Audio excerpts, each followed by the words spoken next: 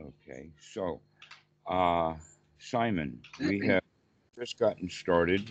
This is your first call, and we've been talking about the kinds of things that you've been doing. And so um, got to the point of starting to talk about um, wholesome thoughts. That there's actually a sutta, it's number 19 in the Majjhima Nikaya, where the Buddha talks about having wholesome thoughts as opposed to unwholesome thoughts. Also, a big part of the practice has to do with seeing hindrances and removing them.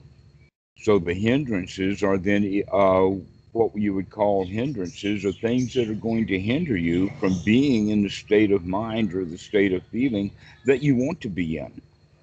Right. You can also then see that then the hindrances are unwholesome.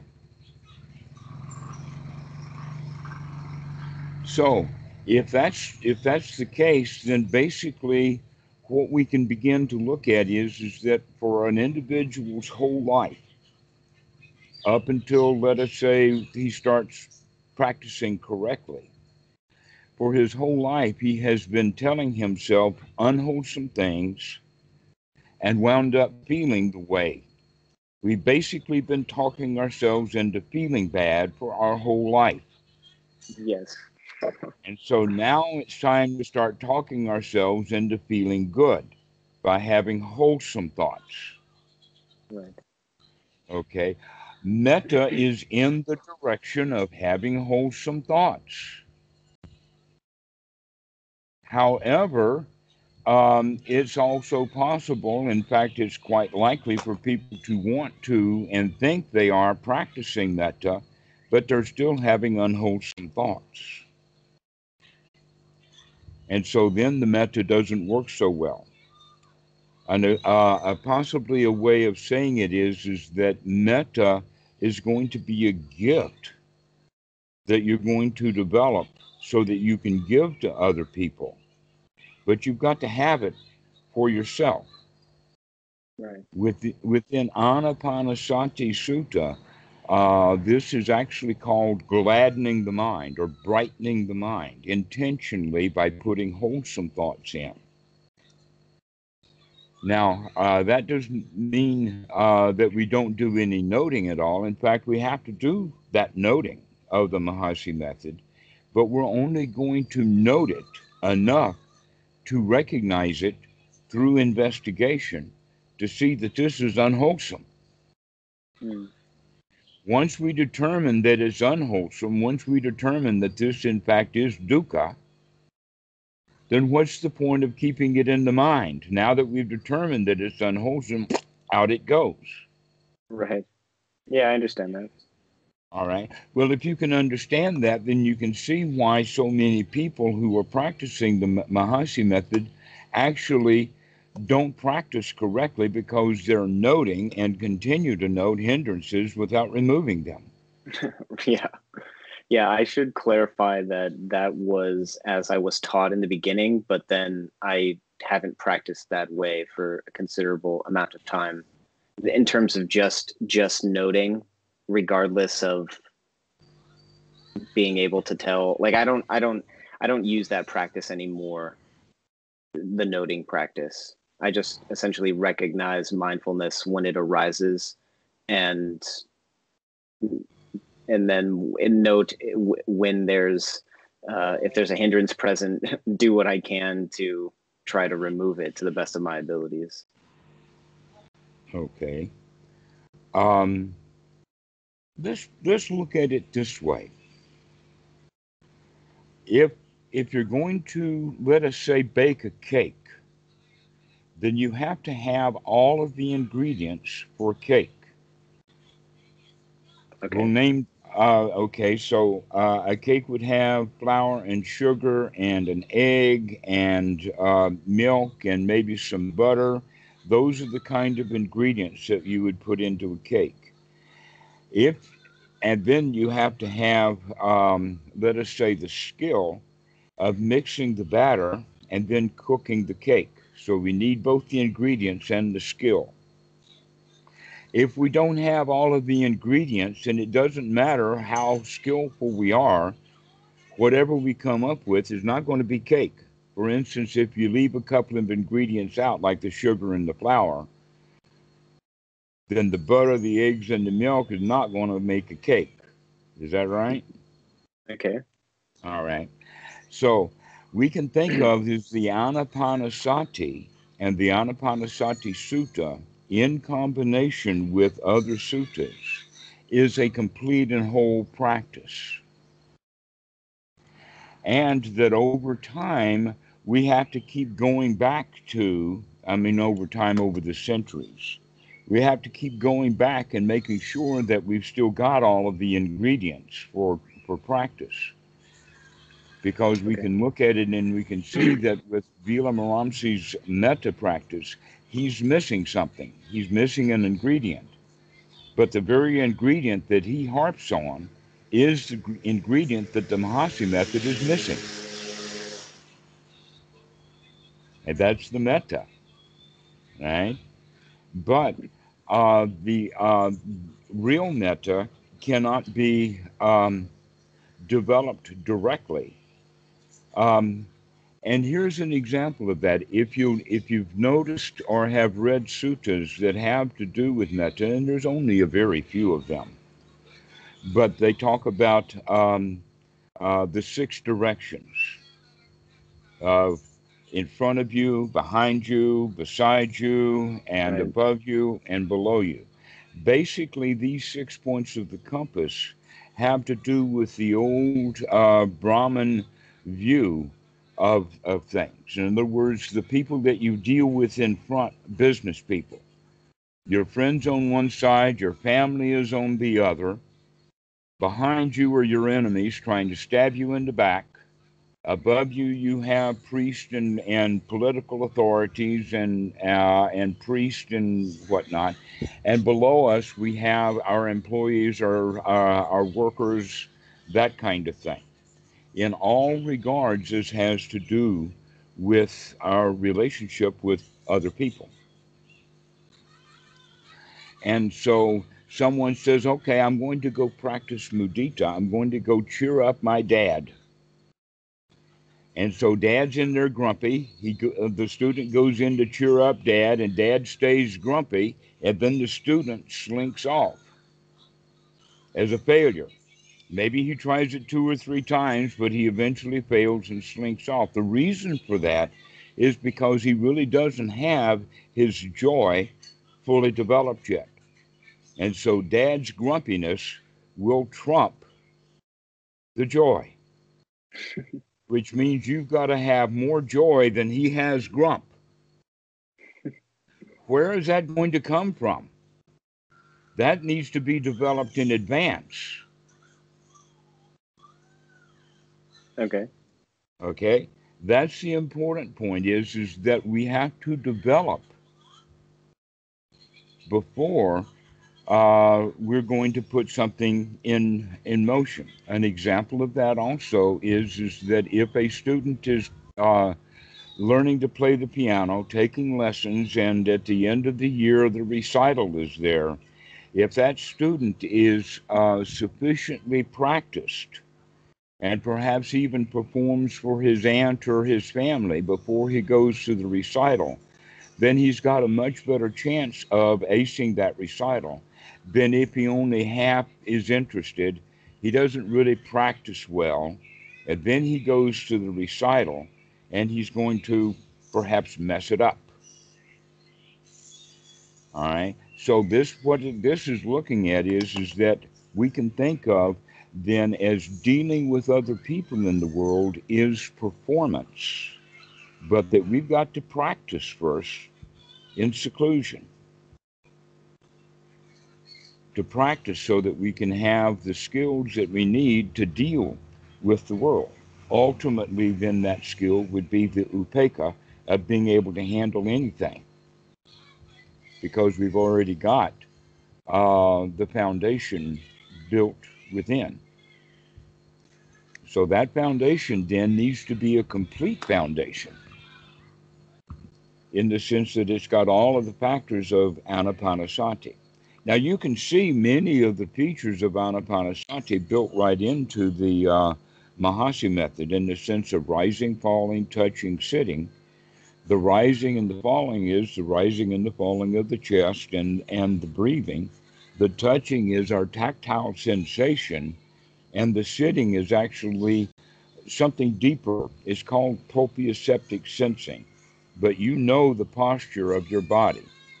You don't have to look in a mirror to see exactly where your body is. You know exactly where the body is. The only time that you would really need a mirror is if you're uh, doing ballet or something like that. But in general, when you're laying in bed, you know the posture that you're in. If you're on your side, you know you're on the side. If you're sitting up straight with your back up straight, then you know that you're sitting up straight with your back up straight. This is what they mean by the sitting, is that we know the posture. And so the rising, falling, touching, sitting is all about being in the here now with the body, breathing. And so Anapanasati actually is the actual name of it in the Pali. And Anapana actually means in breath and out breath. And it's the same word that's in the Sanskrit of pranayana. You've probably heard of pranayana yoga and whatnot. All right. And so if we're practicing Anapanasati correctly, that means that in fact we're breathing very well, that we're actually practicing breathing. Okay. And that uh, basically what happens is that the humans shut down. When we're not doing anything, our breathing gets very, very shallow. The Mahasi talks about looking at the abdomen, but really we want to look at more than just the abdomen. We want to make sure that our chest is moving, the abdomen. Basically, we talk about the abdomen only because of the diaphragm. The fact is that nobody breathes down. The lungs don't go down to where the stomach is. Oh, excuse me. I don't know why they got hooked on that word abdomen, but you can see that it's possibly a translation issue. Mm. That in fact, when I was a teen, way back in the 1960s, meditation was commonly known as navel gazing. And yet I have never, ever heard of anybody's practice, actual meditation practice of all of the various people. No one is teaching navel gazing. But that idea of very, very low, I don't know where it came from.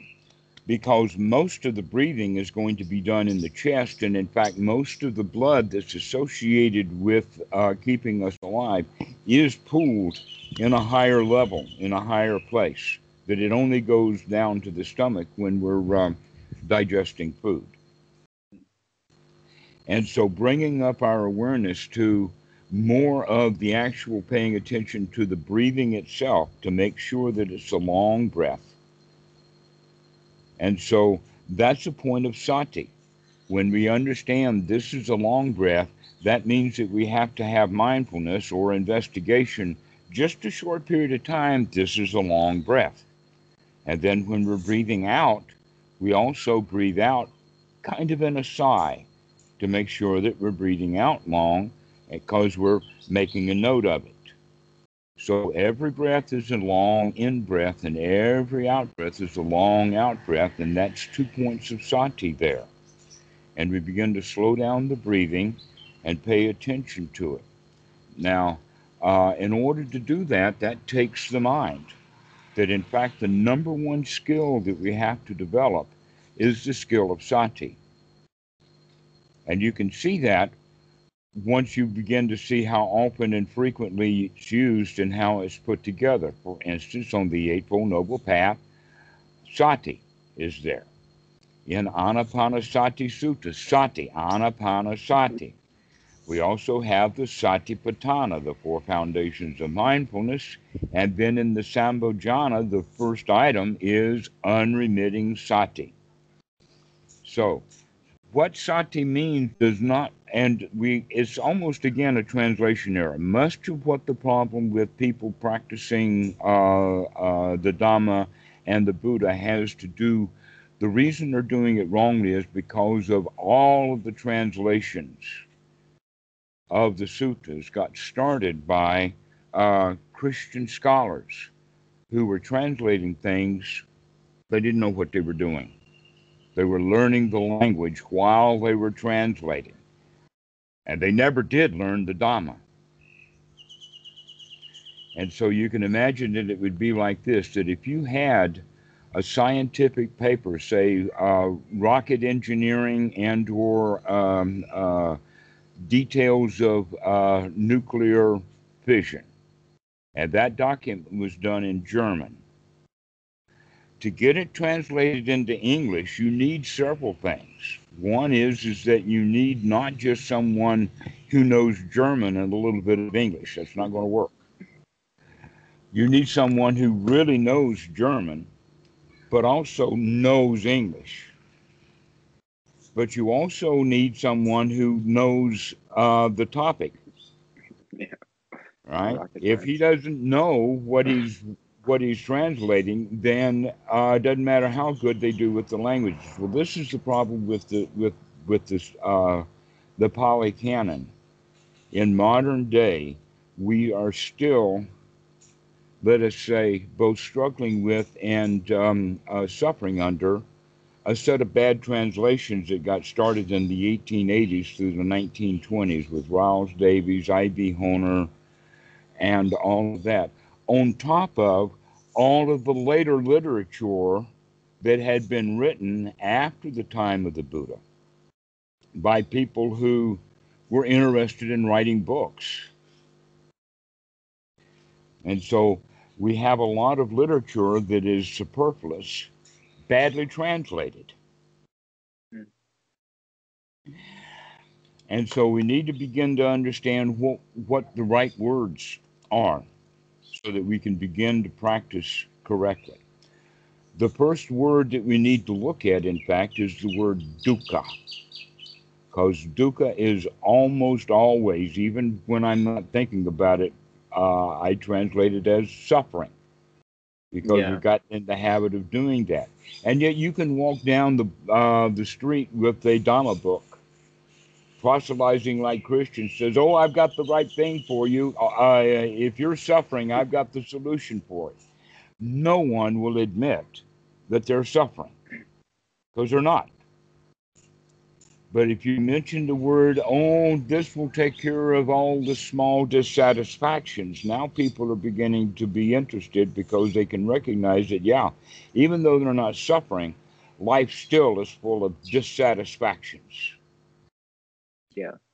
That we're not pleased with the way things are. Also, by translating it as suffering, we're making it really big, really powerful, perhaps even really difficult to deal with, taking a long time. Mm. But we look at the teaching of the Buddha as, in fact, in Sutta number 22, the Buddha says, I have both formerly and now teach only one thing, and that is dukkha, Dukkha. dukkha nirodha. Dukkha and the end of dukkha. Dukkha, dukkha nirodha. Now, there is a way of practicing meditation, and that is to see the dukkha, to note the dukkha, to note it, to look at it.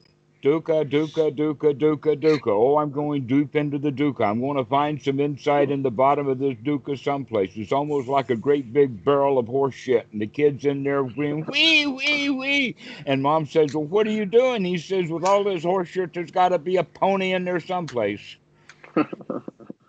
No, ponies don't normally hide in the bottom of a barrel of horse shit.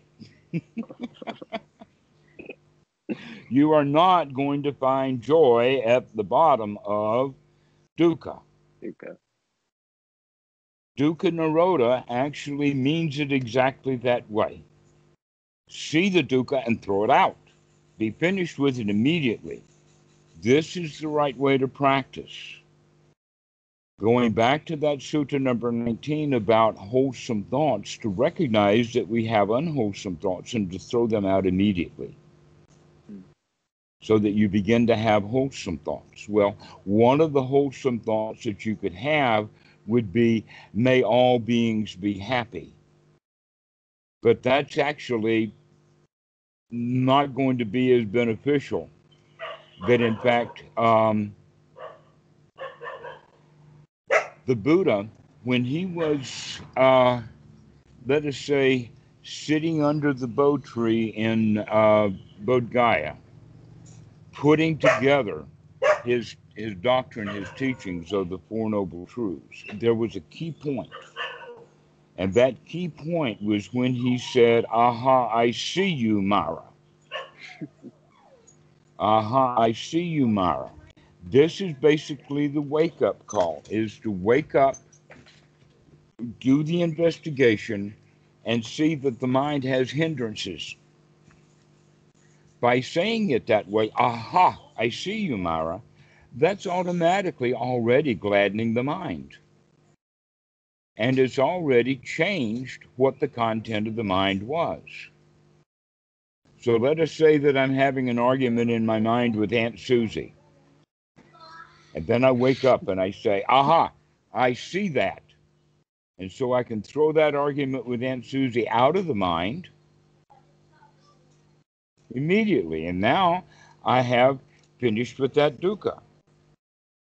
So this is basically what we're looking at, is finding a practice that we get immediate benefit from. Because if we're getting immediate benefit from meditation practice, then we have the incentive to continue to practice. Yeah, right. But if you're practicing meditation and only still have the hope of getting some benefit out of it, then we become serious meditators.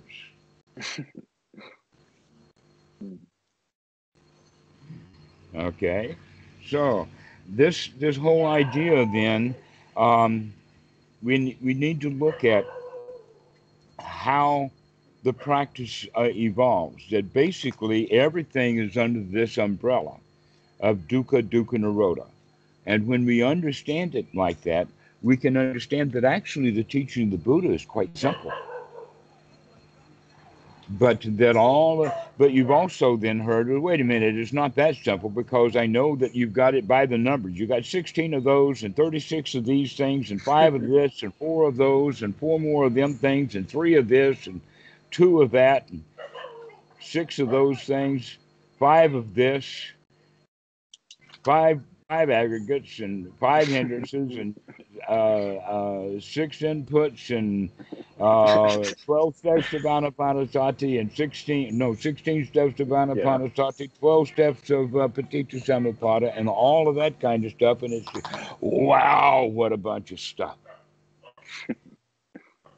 But that's only because it's completely unpacked. This stuff all packs back into shape, almost like packing a suitcase. That once you've got it all packed together in the suitcase, you can pick that suitcase up and take it with everything, right? But when you unpack the suitcase, now the room's got stuff all over the place. Another way of looking at it is that the Dhamma is really kind of like a jigsaw puzzle. And that as we're gaining pieces and seeing how this piece of the puzzle fits in, we begin to get the overall mosaic. So this is the kind of way of looking at it. And so we're looking at the picture. The whole picture is of when you see dukkha in the mind, throw it out. That's the entire practice. Okay. And you can see also I try. I try. That's what failures do, is they try. Okay. Okay. The victims try. The winners, the lions, do it. So Dukkha Nirodha unpacks immediately into the Four Noble Truths. We call these truths noble because once they're defined, they're clearly self-evident. They're obvious. And not only that, but they're obviously true for human beings from the beginning of humanity right to the end of humanity. That every human being that's born has dissatisfactions. Every human that's born that has dissatisfactions, there's a cause and a reason for these dissatisfactions. There is also the possibility for each one of us that, in fact, on a regular basis, though people don't know it, there are times when people are in a state of satisfaction. They're in that third noble truth, and we should begin to wake up for that so that we know when you're in the third noble truth. And then we have the method. Now, the Eightfold Noble Method has been wrongly translated into the word path. But the word path itself can be seen as a method or a way of doing things, but quite often we think of the path as like a road that has a time on it. That at day one, you're at this point of the road, and then you're walking and walking down that path, and then you're 10 miles down the road the next day or something like that. Don't get that attitude about it, because that's the wrong way of looking at it. It's not a path. It's a method, and that this method has three components in general. The three components are sila, samadhi, panya. You probably heard this before.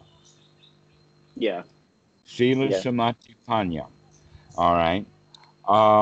And that we can also say that Buddhism is taught to people, and that if they ever really get it, then they've made a change, making them a different kind of person. So you'll have ordinary people, and then you will have nobles. The ones who are noble are the ones who really understand the teaching of the Buddha. All right, so there's a transition period going from ordinary person to high class quality noble mentality. That means then, if there's two kinds of people like that, then there's actually two eightfold paths. The path for the beginner, or the methods for the beginner, and then the culmination of that with the noble. With the ordinary person, they almost always start with sila, samadhi, panya. Basically, what you can say though is that we have to make a change in reference. And that major change in reference is in Western mind, we have the reference of time span. That we do sila first, and after a while, then we'll do samadhi, and then after a while, we'll do um, uh, panya, right? That's not exactly the way to look at it. Basically, all you need to do is to sit down, to be quiet, to close your eyes, to get into a formal meditation posture, and at that point in time, right now, your sila is perfect.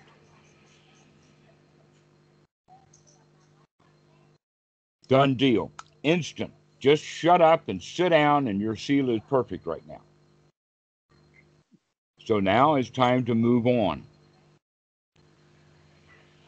And that is to move on to get the mind cleaned out. And once the mind is cleaned out, then we can begin to see basically um, why we were wrong when we had the idea of I thought I knew who I was, which is the personality. Every student comes, in fact, a lot of students will say, well, uh, it's okay to record, but if I start talking about personal stuff, then I don't want it to be recorded. All right? Mm-hmm. What we don't understand is that we are attached to a personality that is mobile and fluid. Our society teaches no, the self is almost eternal. It lasts forever. That the and this is another issue about bad translations, because they translated atta and anatta as self and no self. But the real point that the Buddha is making is that it's not eternal. It's not fixed. So really we're talking about a soul. Your eternal soul does not exist. Why? Because it is the self is actually pliable. So personality view then is what we cling to in the sense of I think that's me. But as we go deeper into the practice, we begin to see that, oh, that's just a hindrance of the mind. It's not me. An example of that is I am angry. No, you're not angry. You can't possibly be angry. Anger is there. The feeling of anger is there, but you are not that feeling. I understand that. Okay? If you are not that feeling, then now begins to understand that you're not the personality, that the personality changes. That when the personality doesn't change, that's because it's caught in a habit cycle of action and reaction and action and reaction is called samsara. But we can wake up and get out of that. And this is what the practice of Anapanasati and the Eightfold Noble Method or path is for. And so when we look at it in the way that it's going to be practiced correctly, we recognize that there are 4 items on this list that are really our skills to be developed. One is right view. And what we mean by right view is to keep looking. Normally, people will take a viewpoint and and see what they see and then draw a conclusion. That's an ordinary view. One's right noble view is to keep looking, keep investigating, keep noting, keep watching, keep investigating.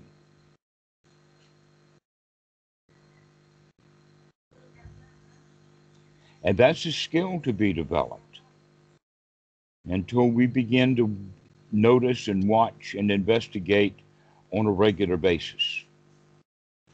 The second one then is sati.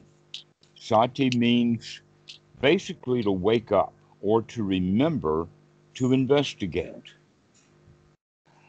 You could go so far as to say that in modern times in English, we have come to use the word mindfulness. But I never heard the word mindfulness ever used by anyone who was not talking Buddhism. Yeah. It's not an English language word that's used. They invented it because they didn't understand what it meant. Basically, what it means is to wake up. More specifically, it means to remember to wake up. Yeah. Yeah, I've heard people define sati as remember, and I like that definition a lot more because it feels in line with my experience of what it feels like when mindful, like right in the moment when mindfulness comes online. Then there's, for me, But it doesn't this. come. You wake up. There's a difference. You're Oh, doing the wake up. 1 second, I'm gonna say goodnight to a family member. Love you all. Okay, good night. Oops.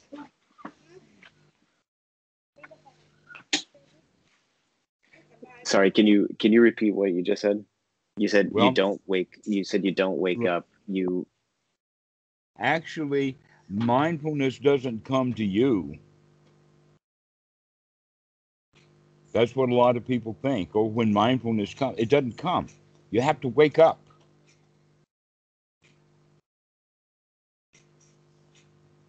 You have to remember. You have to have the intention to remember, to wake up, and to pay attention. Now, once we wake up and do an investigation, that investigation then will uncover, uh, let us say the investigation that we're doing in this moment is to investigate what was the mind doing a half a second ago, or what is the mind up to. When we recognize that what the mind was up to was unwholesome, then that's when the Buddha would say, or the practitioner say, aha, I see you, Mara. Aha, I can see the stuff on the inside of the mind as being unwholesome. Aha, I see you, Mara, is actually a wholesome thought. And so now we're going to change it from unwholesome to wholesome thought, and that change requires some effort. Takes some effort. In the beginning, it takes more effort, and then as you become skilled, it becomes easier to do. But in all cases, right effort is the least amount of effort needed to actually get the job done. Okay. And yet, most students of meditation work too hard. They put in too much effort, or they don't put in enough. Okay. All right. And so the analogy that would be used would be, imagine that you're on a highway or on a road, and standing in the road, and you see a big truck bearing right down on you, full speed. We have several possibilities of how we're going to do that. One is that we could have been standing in the road and not seen that truck, and it just ran over us. The other possibility, though, is that we woke up. We could see that the truck was coming. So we've done an investigation. We've woken up. We've seen the truck. We can see that it's bearing right down on us. Are we now just going to let it run over us? No. No. But a lot of You can students prevent it. do that. Right. But that's wrong practice when we just let those hindrances roll on. Right. The other possibility is like Popeye, we're going to put our big fist out and take a strong stance and see if we can stop that truck. That's when students work too hard. In fact, the intellectuals, the computer scientists, the engineers, uh, um, lawyers, accountants, that's what they'll do, is they'll work too hard. But the right thing to do is to merely step out of the way. Just to stand out of the way and let that truck pass right by. This is the right way to practice, knowing that any of those thoughts that come by can be harmful, and if they are, we're going to stand out of the way. We're going to let them go, note them well, and let them pass. There is a noting, but the kind of noting that we have, and this is kind of important, so especially those who have done some Mahasi, let's not use the word noting for a moment, but use the word witness instead, because it's got a quality to it. Okay. The, the first kind of witness is the witness who saw the accident. He saw the scene. He saw the robbery. Whatever it was that happened, he saw it. That's what makes him the witness. But then later time in court, he's going to go on the witness stand and he's going to tell the story. Okay, so now he's a witness, but now the witness is telling story. First we have a witness who sees, and now we have a witness who tells the story. Most Westerners, when they start noting, they begin to tell themselves stories. They label. What we're talking about noting is very quick, very fast, just the observation, just enough of an observation or enough of an investigation to recognize that this is not wholesome. And then we throw it out. So this is the correct way of practice. And by doing it like this, we're practicing the actual Eightfold Noble Path of right um, investigation, right view, right sati, and right effort. Run and circle around each other so that we bring about the quality of Anapanasati so the sati, or the waking up and investigating, that's actually step 9 of Anapanasati. Now, when I say steps, I'm not talking about it in the sense of up, 2, 3, 4. It's much more of a dance that we're jumping around. That Anapanasati Sutta is specified in the order it is because it fits directly into the Satipatthana. And so it's in the order of the Satipatthana in the sense of the body, the feelings, the mind, and the mind objects. But this is not the way that it's to be practiced. The first thing is to wake up. The second thing is to do the investigation. The third thing is to take the right effort to throw the hindrances out of the mind, and the right effort to take a deep breath. By doing that, now we're also practicing step 1 of Anapanasati, taking a long, deep breath. We've woke up. We've begun to gladden the mind. So now we're going to work together to bring about, let us say, the feeling of success. Aha, I caught you was actually a success. The job that needed to be done was the job of cleaning the mind out of the hindrances and putting wholesome thoughts in. Once the wholesome thoughts are in the mind, the job that needed to be done has been done. Therefore, it's time to have a celebration. The job is done. The day's work is over. It's sundown. The slave can set down that big bag of cotton he's been filling up and sit down on it and relax. This is step 4 then, and this is what we mean by right attitude. The right attitude is to relax. The work has been done. The mind is clear. The mind is free. And by doing that, we now develop feelings. So we've been working with the body. We've been working with the content of the mind. Are these hindrances or not? Now we're gladdening the mind. And by gladdening the mind, we're actually talking ourselves into feeling really good. This can be done with metta, but we don't have to have metta for those people out there. We need some metta right here on the inside. Well, I'm really glad that I don't have to think about that anymore. So this is the way that we begin to practice, is getting ourselves into a good state. Over and over again, to remember to bring ourselves into a good state using this method of the Buddha. And with that, we can say, all right, if I've got right attitude along with right investigation, right sati, and right effort, then those combine together to bring about right unification of mind. Right unification of mind in the Pali is area samadhi. Samadhi. And samadhi does not translate as concentration. This is one of the biggest problems in Western mindset, is they think that it has to do with concentration. What it really has to do with is organization, and the organization is unified.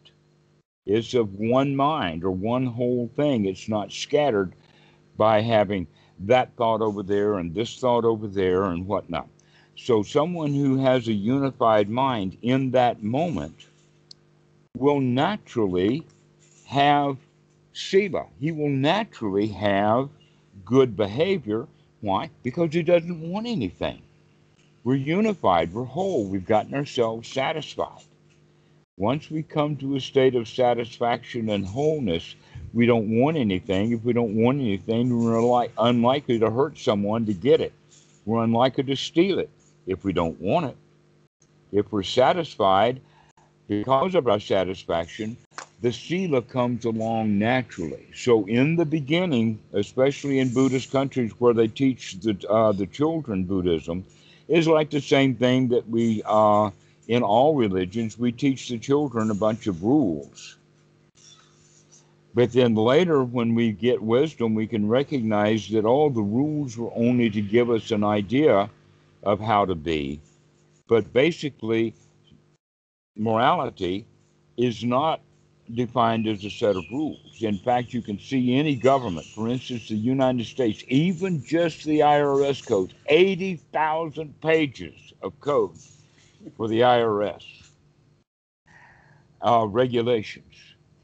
And if you took all of the rules on the books, how many laws do you think are in the United States? Must be millions and millions of laws. And they even have one law that says ignorance of the law is no excuse. And yet they've got millions of laws. Every little town has their own regulations and everything, right? Kind of complicated. But with the teaching of the Buddha, we recognize really there's only one law. There's only one point to sila. And that is dukkha, dukkha nirodha. When we see dukkha, we come out of it. And that's the only rule we need. Because when you're free from suffering, you're not going to harm anybody. All of life's problems and all of life's need for rules comes because someone is dissatisfied and they're trying to make their life better by stealing something from someone else. But if we're already completely satisfied, then our behavior is exemplary. So in that regard, our behavior, as far as sila goes, is a natural outcome, just like metta and karuna, mudita, and upekkha are going to be natural outcomes of having a mind that's free from suffering. But there is some time to practice these things. That is not an instant thing, and the reason for it is because of the old habits that we've gotten into, and the habits themselves will come back on their own. The word that the Buddha used has been translated, they're called adventitious defilements. And what that actually means is that the defilements will come up whenever they have an opportunity to come up. And so part of our job then is to give the defilements less and less opportunity to come up. We could go so far as to also talk about it in the sense of the defilements is like the underlying tendencies, and that they manifest themselves in the mind as hindrance in this present moment. Yeah. All right. And so we only have to deal with them in this present moment when they come to mind. Because if you, let us say that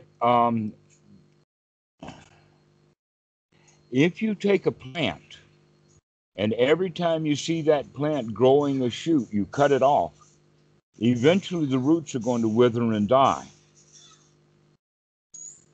So the defilements themselves are going to wither and die if you give them no momentary oxygen, if you give them no surface, if you give them no daylight. If you keep throwing that stuff out every time it comes up and substitute that with wholesome thoughts, then now we begin to layer in wholesome thoughts and wholesome activities so that when later, when we begin to understand how the mind works, we can see that the new information is going to help us to have new kinds of thoughts. In other words, if you spent 10 years having bad thoughts, and then for 10 years you start having good thoughts, In that 11th year, 21 years later, the likelihood now is that you're going to have, continuing to have wholesome thoughts, good thoughts, right?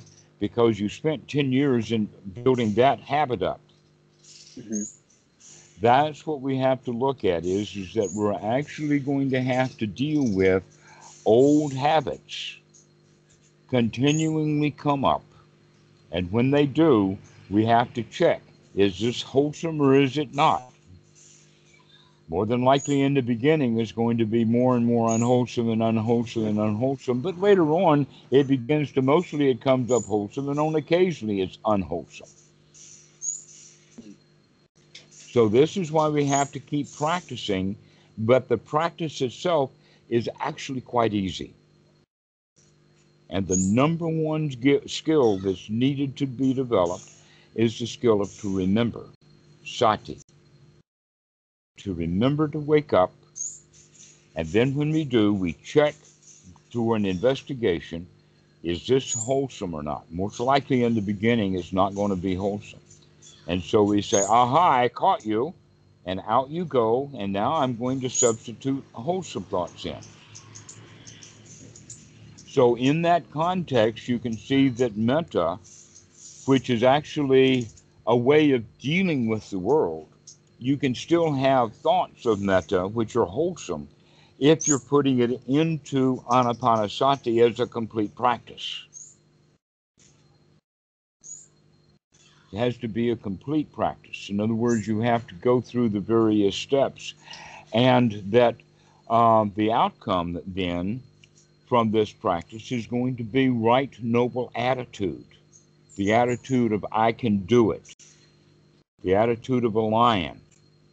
That in fact, in one of the sutras, number 48, it states specifically, the Buddha says, is that first he has a long paragraph about hindrances and obstructions, and then the statement is that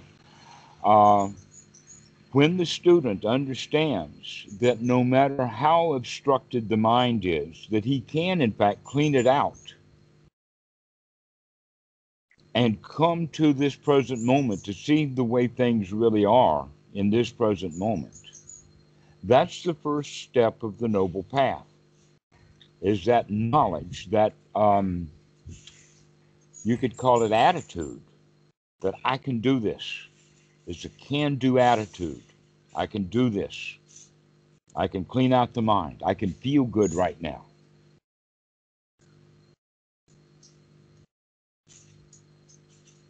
And so when we have this right noble attitude together with the other factors, we can see then that the mind becomes unified and whole, and that part of the outcome is in the Anapanasati Sutta, it talks about piti and sukha.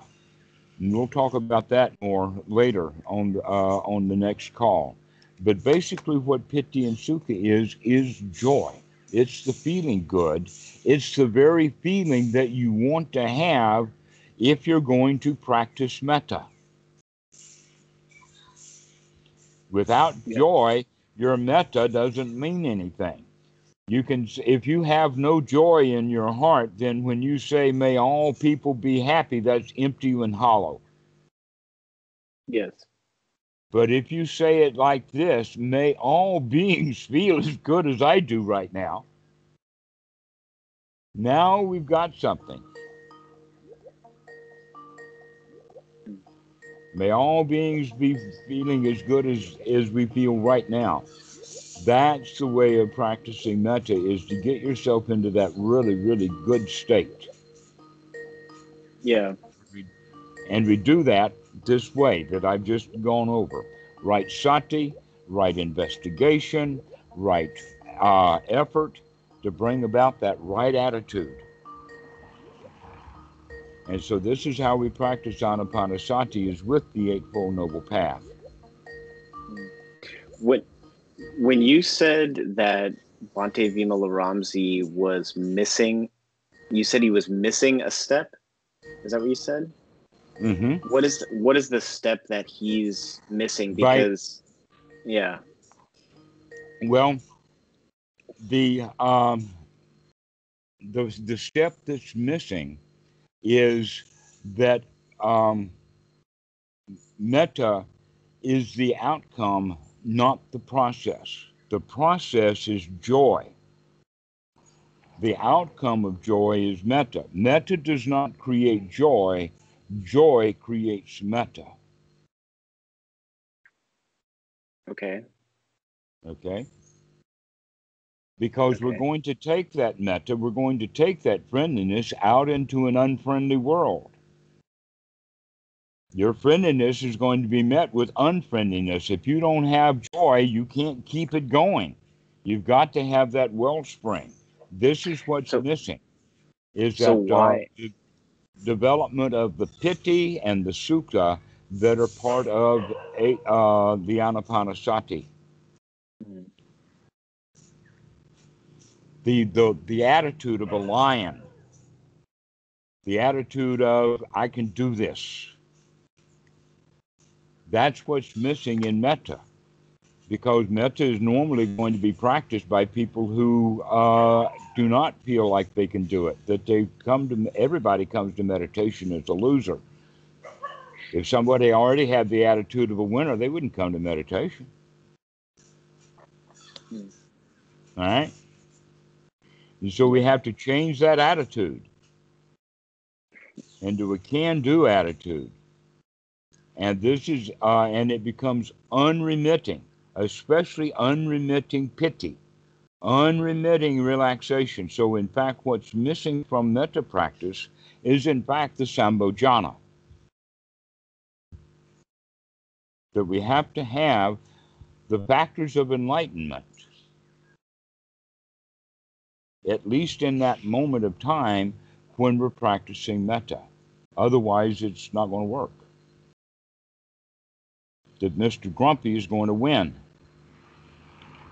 Mm. because our joy is not unremitting, our piti is not unremitting.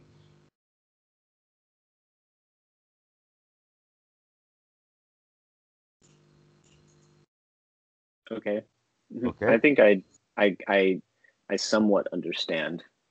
Well, this is kind of complicated. This is a little bit more than would be in an introductory talk. So we'll talk about this more and more.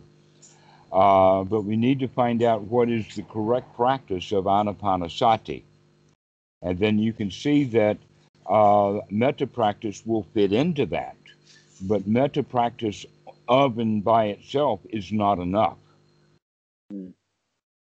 Yeah, I see that when I do practice. I was mostly practicing metta as I stated, but then uh, recently started practicing Anapanasati with more metta and just saw that it is. I mean, for me, I guess I think you're using the word. I'd like to understand how you use the word piti, because the way that I've used it has been, I think it's different than the way that you're using it, and so I'm using it most specifically in the sense of the winner's attitude, okay. the champion. We'll go into this much more detail. Okay. Let's not go too far. Let's go exactly only in the sense of what we need to get started correctly is to recognize the hindrances as hindrances and throw them out and gladden the mind. And you don't need thoughts of other people to do that. Metta, compassion, sympathetic joy um, have to do with how we deal with the world, how we deal with other people. Can you say What we're more doing in about? our practice right now is how do you deal with your own mind right here, right now. Yeah. And Can you so say if a you few? Sorry.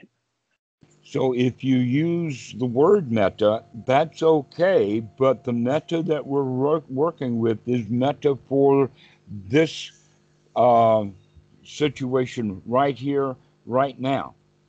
Can you feel good? Can you develop joy in this moment. Okay. I get that. That's what you have to practice, is getting joy in this moment. And that joy comes from the success of throwing the hindrances out so that we can relax. That's what I was going to ask you about. Can you say a few words on what you mean by throwing the hindrances out? Because my experience is that sometimes the hindrances are like really sticky. I can They don't know. stick, they reoccur. Okay. They don't stick, but they come back. That's what I was telling you before. They reoccur. What do you do when they reoccur? You throw them out again. So by throwing out, do you just mean sati? Become aware of them? No, no, because you can watch it and leave it there. No, you actually have to change the content of the mind from something unwholesome to something wholesome. Okay. You have to start having good thoughts. Thoughts, basically, the thought of, I'm glad I don't have to think that. Thoughts of, wow, I feel good right now. Thoughts of, I can do this. Thoughts of, this is okay. Thoughts of, this is nice, satisfying.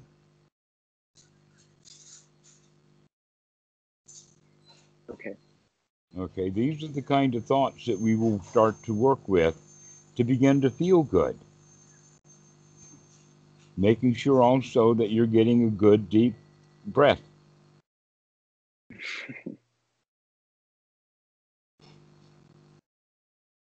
All right. So let's go ahead and finish this now. I think that we've gotten a bit going here.